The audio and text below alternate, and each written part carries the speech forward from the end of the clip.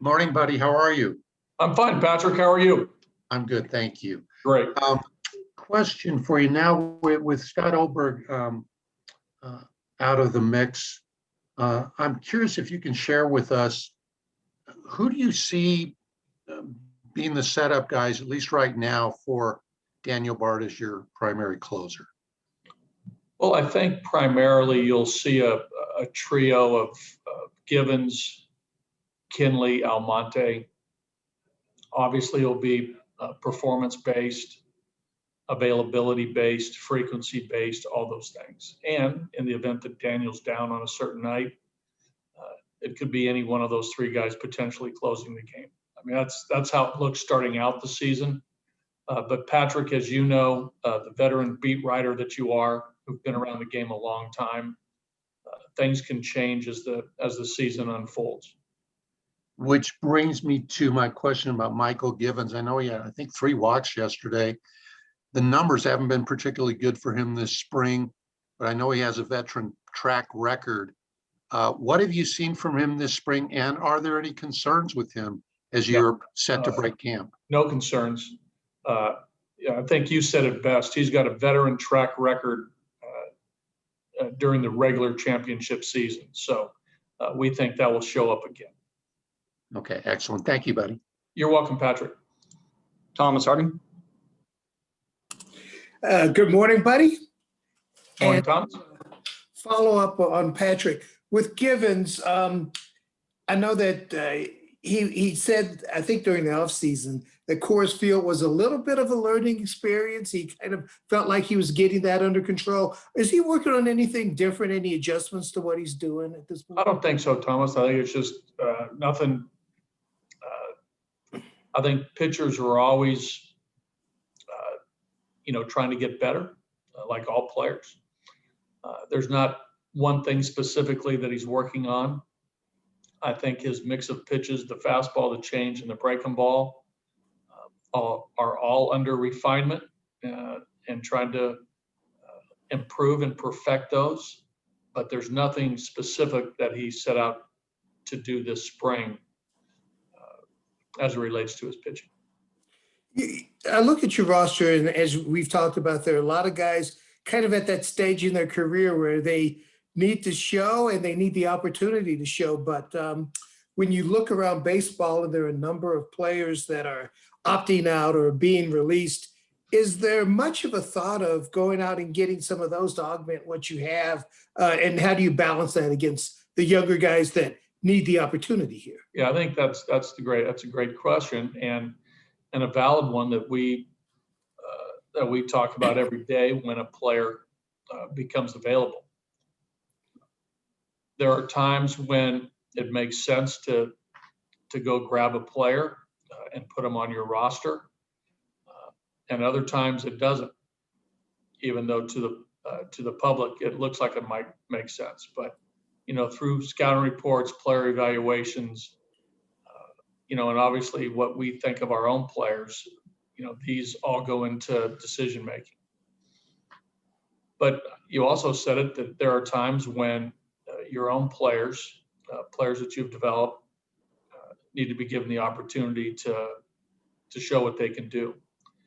Now, over the last couple of years, you've seen a number of our players get increased opportunity. I remember 5 years ago, we talked about a lot of our young players and getting an opportunity, and over the last couple of years, they have. And we know who those guys are without naming them. We've done that before, and sometimes those guys have to go out and play. Now, the performance, for some players, to achieve, who they are to become, sometimes that path takes longer. Sometimes it happens quicker for players. You never know the timeline when a player fully, reaches the point where you as a writer, or me as a manager, or coaches, or anybody who watches the game, that say, hey, they've arrived. Here's what they're going to do the rest of their career. And sometimes those timelines are different for every player. At the stage that your team is right now, Do you feel like you lean a little bit more toward that, toward letting the guys who you've worked with get that opportunity as Yeah. opposed to maybe Yeah. augmenting? Fair to say yes. Okay. All right. Thanks, buddy. Nick Groke? Yeah, buddy, on the occasion of reassigning Greg Bird, can you kind of just summarize what you saw from him in camp overall and his progress through spring? Yeah. Well, I think that, I think the thing that stood out with Greg, that I think there is in the batter's box, there's an idea, there's a plan. I think Greg knows how to conduct an at-bat. And Greg and I have talked about, where he is in his career based on where he's been the last couple of years, as far as maybe not a lot of repetitions, not a lot of game activity. And he's admitted that he needs to play and he needs to get repetitions. And probably it works best for him in the minor leagues to gain that feel back of being a player. And I think he's excited about that opportunity to get back the feeling of health, his swing, what he needs to do on defense, all the things that a player has to, feel good about. We had a good conversation the other day. He was on first base as a base runner, and he dove back to first base when they threw over to first to, keep him close. And he goes, buddy, I haven't dove back to first base in years. The other day, he dove for a ground ball. And he goes, I haven't dove for a ground ball. Excuse me, I haven't dove for a ground ball in years. So all these things that he's going through now in exhibition games, and he'll go through more of them in minor league games down here, he's got to get back to being a player, getting that feel back. But, again, I think it's, his bat speed, his legs underneath him, his strength, all those, getting back into baseball strength and baseball condition. I think those are the things that, Greg wants to achieve in the coming months. Okay. And Does that make sense? It does, yes. And in those games, is he gonna keep focusing defensively on first base? Is there? Yeah, that's his position. Yes. Okay, gotcha. Thank you. All right. Sorry, I got a Troy Rank. Troy? Buddy, good to see you. It's been a while. Troy, where you been? NFL free agency. It's all consuming. You got answers on the quarterback. Feel free to offer them. I wish I could add some insight, but I'm more concerned about pitching, hitting, defense. But I do enjoy an NFL game come the fall and winter. Well, I hate to see what you've gone through. I mean, obviously the Nolan trade, but you lose Oberg, you lose Freeland. Is it, given your experiences so many years as a manager, is it easier to kind of compartmentalize it before a season with the freshness of opening day and opportunity without juggling? Or how do you approach it when you get punched in the gut a couple times right here before you start? It hurts because, any manager, coach in any sport will tell you, leading up to the first game of the season, I mean, you cross your fingers and hope that everybody's healthy. Because in theory, those are your best 26 players, right? To start the battle with. And to be, socked in the gut with Kyle and Oberg, it hurts. It hurts. The silver lining in Kyle's case is that it happened before the season, where he can, he had basically a week to get started on a rehab program, and he didn't miss big league. He hasn't missed big league games yet. That's a little bit of a silver lining. And when we need him most, as we get into the, hopefully it's whether it's May or June, there's still a lot of season left to have the best of Kyle. I mean, Scott Oberg, that's just tragic. That situation where, potentially, all of this year, I mean, Scott will probably talk a little bit more to you guys here momentarily, but that one, that's a long termer, that one potentially. I mean, we don't know where this is all going to go, and I still think that Scott is holding out hope that he can pitch again, which he should. But that one, that hits you, that knowing that he's not going to be with us for a while, meaning months, and that one hurts. Thank you, buddy. Good to see you. Go to Drew Creasman. Drew? Morning, buddy. Hi, Drew. Wanted to ask you about defense at a couple of spots this morning. Starting in center field, it's looking like, and correct me if I'm wrong here first, a lot of Hilliard and Hampson in the mix out there. With Owings. Yeah, with Owings. Right. So all three guys didn't come up as primary center fielders, right? So what have you seen in their growth and ability to change their or to take their natural abilities and apply it to that position? Well, I think you said it best. I think they're natural athletes who've had enough time out there to feel comfortable. I think with Hilliard, he has that ability to roam because he is an outfielder and he's played all three. So his comfort level is fine in center field.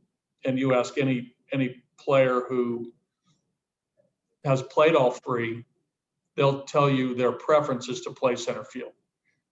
Not that, all three position, left, center, right are easy, but outfielders prefer center. They think that enables them to play that position the best.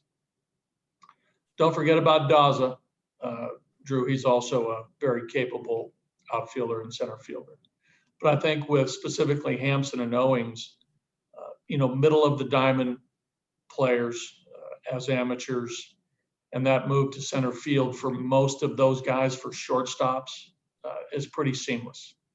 We can go down the list of a lot of players, over the last 30, 40 years who've made that move, pretty seamlessly, going as far back as before your time, Robin Yount, who was a, high school shortstop, played shortstop with the Brewers, and then moved to center field. Biggio moved all around the diamond. He went out to center field. I just saw that the Indians played Ahmad Rosario in center field, the Mets shortstop last year, that the Indians acquired in a trade with Lindor. He's been out in center field. So it happens. And I think the biggest thing to remember that these guys are athletic players, middle of the diamond players. And in our particular case, these guys have enough innings out there to feel comfortable. All right, thank you. And I also wanted to ask about second base. I know Rogers sidelined for a little bit here, but I did want to hear specifically, because I know, again, he came up as a shortstop. It's an easier transition, still middle of the infield, some shoulder issues with the throwing arm. So just where you were seeing his defensive abilities most recently. Yeah, much better this spring, I thought. I thought he was moving better. He came in really good shape. The agility, the way he was moving, his range improved over the previous springs. And I think, his comfort level at second has increased over the last couple of years, from his minor league games, from his repetitions there, from his practice, his off-season work. All those things help the comfort level and help his ability to make that transition.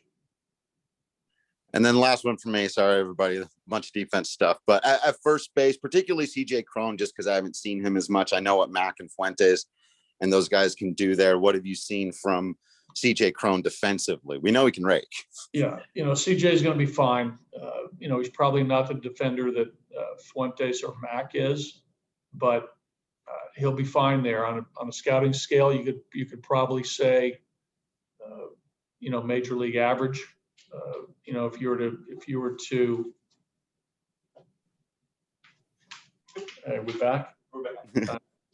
If we were to poll scouts across the country, they'd probably put CJ right at 50. All right. Thank you, buddy. I appreciate it. Okay, Drew. Go to Pat Graham. Pat, go ahead. Hey, buddy, thanks for taking the time. Just want to kind of piggyback off Nick's question. I guess it's kind of a two-parter a little bit, but how tough is it to tell a veteran player like Greg Bird that he's heading down, and how much more maybe added respect do you have when a player like him wants to go down there and work at his craft?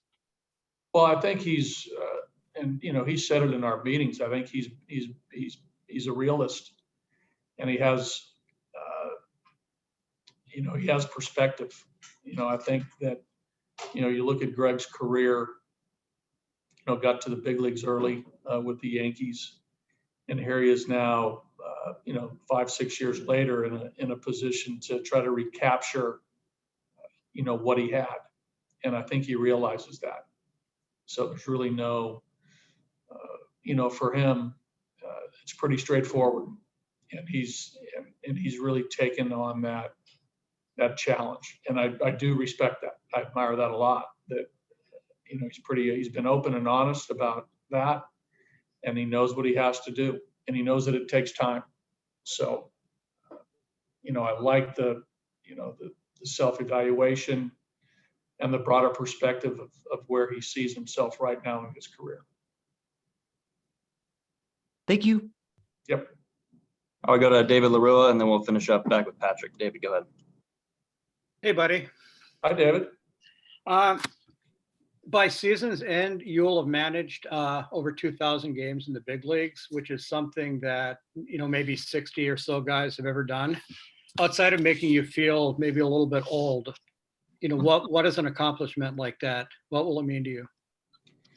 You know, I'll tell you a quick story. It happened 2 days ago when we played the White Sox. After the game, Tony La Russa came over, and we met just off the mound down here at Salt River. And he made a point to come over and wish me well. And he says, us veteran managers have to stick together. And I never, it sort of struck me, I've never viewed myself as that, you know, but I guess I have been doing this a while. You know, I still sort of see the game through the lens of a player, you know, because, you know, I think anybody who played and, you know, they sort of see the game through their experiences. But, you know, I guess that number, you know, it isn't all me. You know, it's, you know, the organizations that I've been with, the coaches, the players, you know, the owners, the general managers, you know, who have, you know, been supportive of, you know, the coaching staff and I and our team and what we were doing. So in that regard, I'm very grateful to be given the opportunity to manage this long. And I know all of us, and we talk about this, my best friends in the game who manage, we talk about how, you know, we've never take this position for granted, knowing the responsibility that it has and what it means to, you know, the organization, the city, the state, the fans, you know, and I've been honored to do it. I'm you know, very fortunate. So I don't know whether that answers the question or not, David, but it helped me reflect a little bit. And it was, you know, when you mentioned that, I mean, that, you know, that conversation with Tony sort of struck me. Because I always sort of viewed, you know, when I saw Tony, Bobby Cox, Lou Piniella, Cito, you know, guys that I managed against, Dusty, it was like, whoa, Bochy, you know, 20 plus years, you know, even being with Socia for, you know, part of his 18 years. I mean, these are great managers. So I just, you know, feel, you know, to be in those maybe types of circles of guys who've managed a lot, it makes, you know, very grateful for that. Yeah, when you hit 3,000, 2,000 will look like a smaller number. Wow. I will go back to All right, Patrick, guys. and then a couple more, buddy. Patrick and then Thomas, really quickly, please. So we can get All to right, this. got it. Okay, very quickly, buddy. I'm not asking you to give us your opening day lineup, but I have kind of a philosophical question for you. When it comes to the opening day, which does have a certain specialness to it. Sure.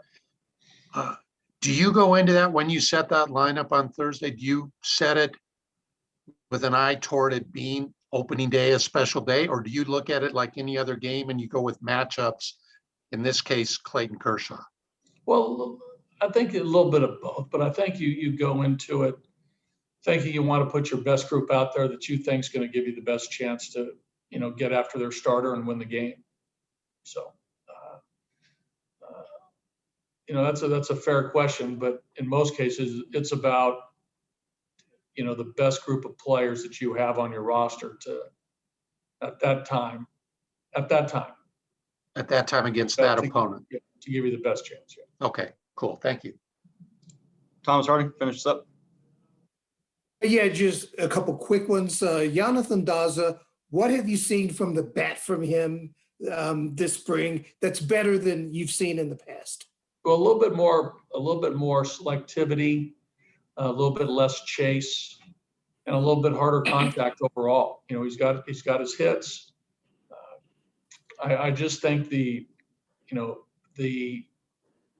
conducting the at bat in more of a selective, aggressive manner has sort of shown up with Dazza.